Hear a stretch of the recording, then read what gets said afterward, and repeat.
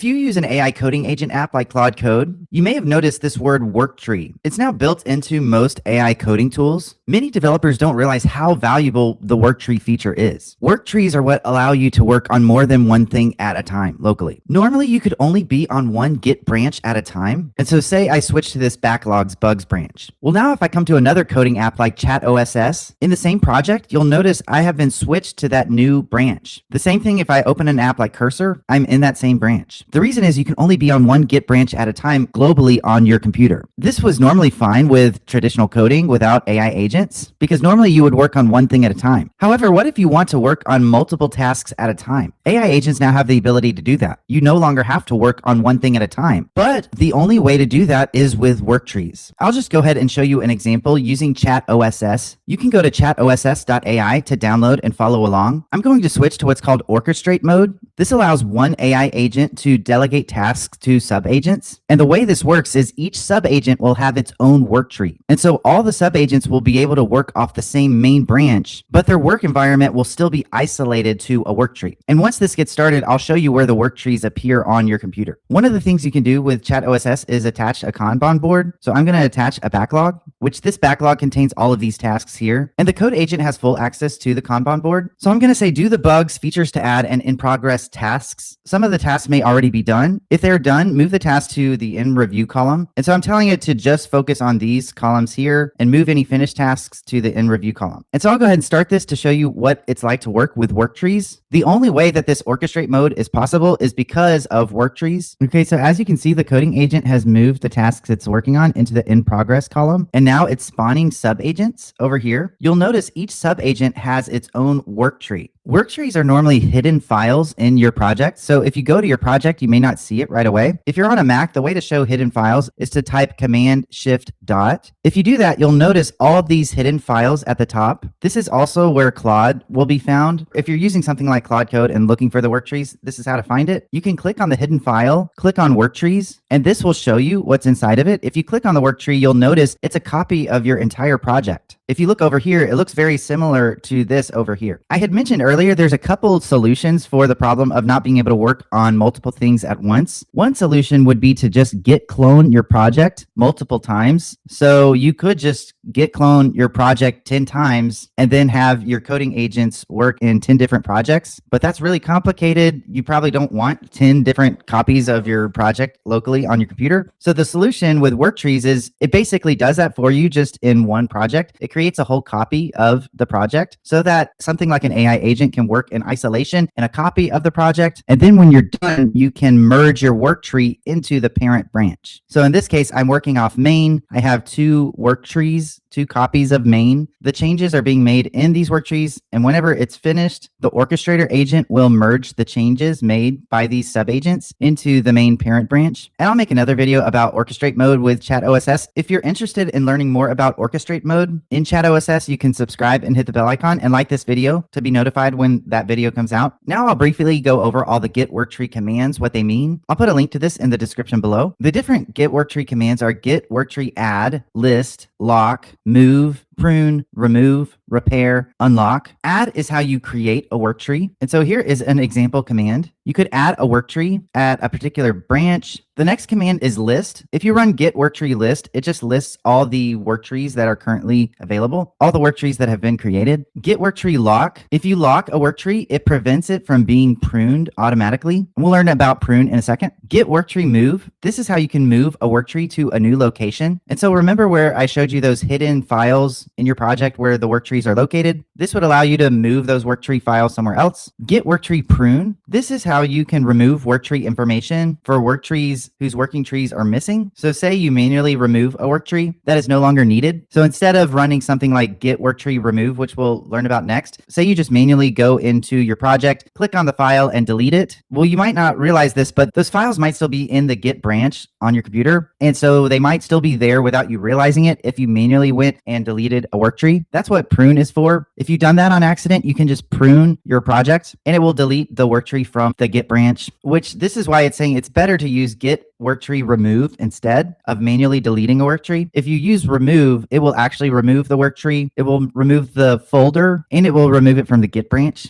Git worktree repair. This allows you to repair a work tree. Say you did manually delete a work tree, but maybe the commits are still saved to your Git branch and you want it back. Well, you can run git worktree repair. And if possible, it will reestablish the connection from linked work trees back to the main work tree. And then there's the unlock command. Remember before there was the lock command? This was a way to lock your work tree. If you run the unlock command, it will unlock a work tree, allowing it to be pruned, moved, or deleted. And then there's some options commands. You can go to the link to learn more about this. And so that is how work trees work. They are essential for running AI agents in parallel. Without work trees, you'd have to wait for the AI agent to finish what it's working on before moving on to the next task. Work trees allow AI agents to run in parallel. So instead of doing one thing at a time, you could do 10 things at a time, all on the same branch in work trees. And when the sub agents are finished, you can just merge all the changes back into the parent branch. It's pretty cool. I use it every single day. It's become an essential part of my workflow. Let us know your thoughts in the comments below. What do you think about work trees? Do you like them? Do you think they're unnecessary? Do you have a better solution? Let us know in the comments below. Don't forget to like, subscribe, and hit the bell icon. Thanks for watching, and I'll see you next time.